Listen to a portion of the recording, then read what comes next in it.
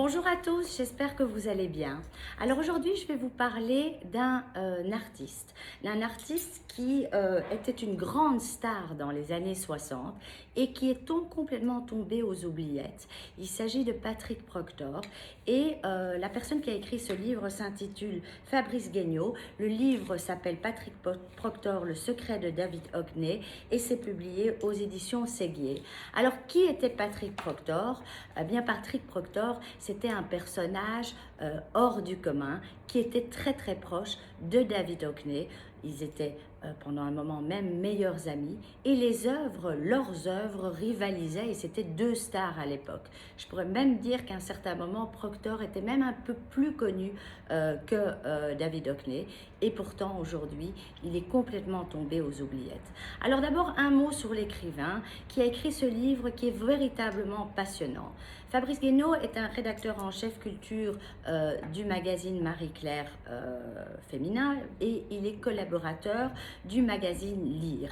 Alors il est écrivain aussi, il est à l'origine d'un livre référence qui est paru en 2006 sur les égéries des 60s. On voit d'ailleurs dans ce livre, le dernier roman sur Proctor, qu'il maîtrise parfaitement ces années 60. Et puis il a également écrit en 2007 un dictionnaire de littérature à l'usage des snobs. Alors il a publié des récits de voyage, il a même effectué en 2008 avec le photographe Michel Monteau, il a effectué la marche du sel, qui était une marche qui avait été entreprise par Gandhi en 1930 dans le Gujarat. Et lui a intitulé ce périple Gandhi Express, et donc c'était un témoignage justement de ce voyage. Et donc L'eau noire a été son premier véritable roman en 2012 qui, selon ses termes, était un récit d'une croisière jet-set qui commence très bien mais qui termine moins bien avec l'irruption de Daesh. Alors avec ce roman qui m'a littéralement passionnée parce que moi-même travaillant dans l'art j'ai été prise par cette histoire.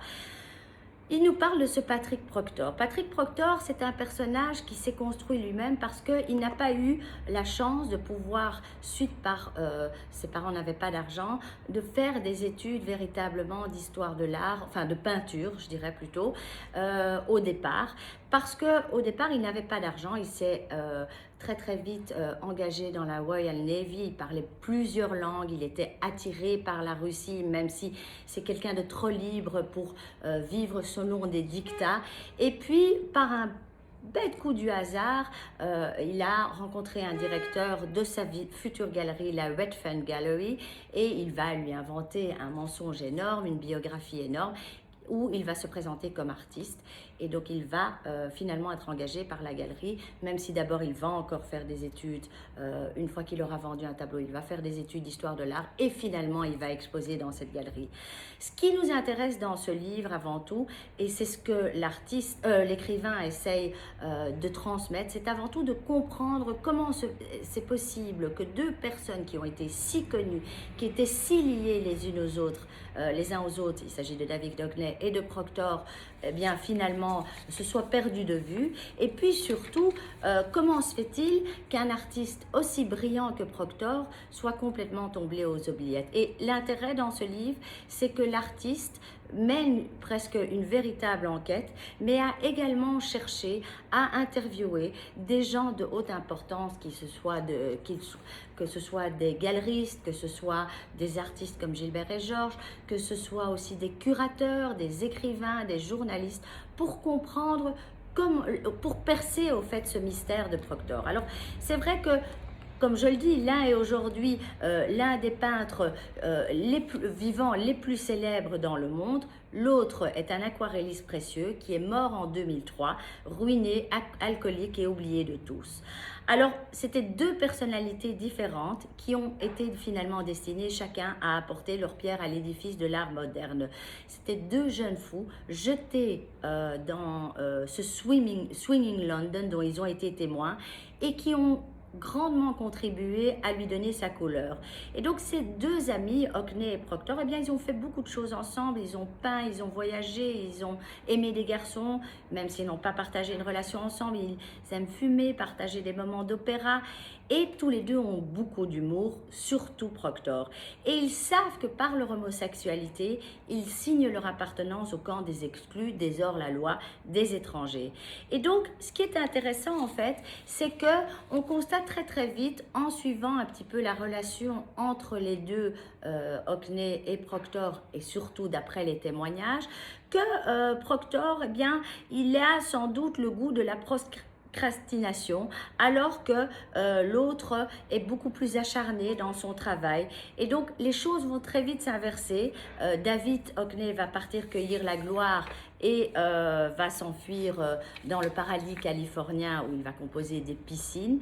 Et Patrick, lui, il va rester et il va continuer à inviter du monde à son 26 Manchester Street où il fréquentera les Cecil Beaton, les Mick Jagger, les Ossie Clark, les Celia Birtwell, la princesse Margaret, tous des gens qui ont oscillé autour de lui pour finalement disparaître.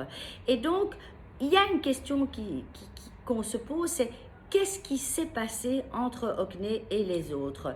Alors, il faut savoir que, à la différence de Hockney, Patrick Proctor va trouver à un certain moment son style définitif parce qu'il va, il va devenir vraiment un peintre qui fait des aquarelles, un aquarelliste.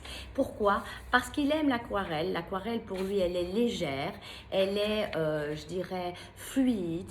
Et ce qu'il aime bien aussi dans l'aquarelle, c'est d'être à contre-courant. Il a fait des tableaux, des huiles sur toile au départ et à la fin de sa vie qui étaient très belles. Mais quand il est devenu aquarelliste, il a voyagé énormément. Contrairement à Hockney, il était davantage tourné vers l'Orient, alors que David Hockney était davantage tourné vers l'Occident. Lui, il est parti au Maroc, en Inde, en Égypte. Il a ramené des choses sublimes, même si on dit que quand il fera des représentations des modèles humains, il sera à son meilleur. Il aime l'aquarelle parce que l'aquarelle est aérienne et elle est subtile. Et il va devenir ce type de peintre. Et il aime bien être à contre-courant.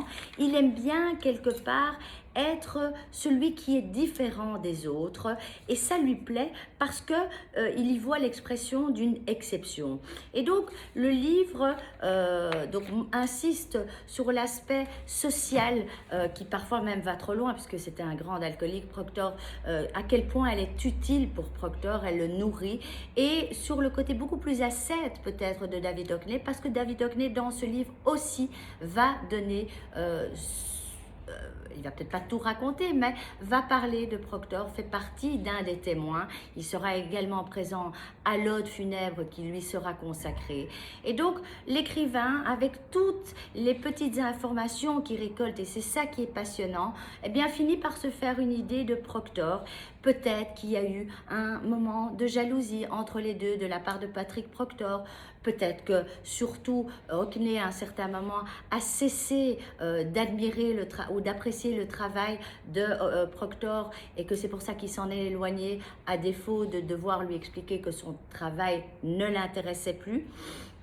En tous les cas, pour Proctor, la vie sociale a toujours été un livre ouvert où l'on picore, disait-il, pour nourrir sa créativité, loin des poncifs de la vie laborieuse érigée en un seul système victorieux. Il dit d'ailleurs, l'alcool, la drogue, les nuits blanches font partie du contrat. Et Proctor, c'était au fait un grand excentrique, un grand provocateur, mais à la fois un homme excessivement sensible, comme l'expliqueront Gilbert et Georges, qui l'ont beaucoup fréquenté pendant un moment, ayant été témoins d'une scène où Patrick Proctor s'est mis à pleurer lorsqu'il a été critiqué par un amateur d'art sur son travail. Et donc, tour à tour, ce sont des gens qui l'ont très bien connu, qui donnent finalement et qui dressent un portrait de cet homme passionnant, mais qui n'avait pas de limite, qui avait quand même un certain goût pour l'autodestruction et qui,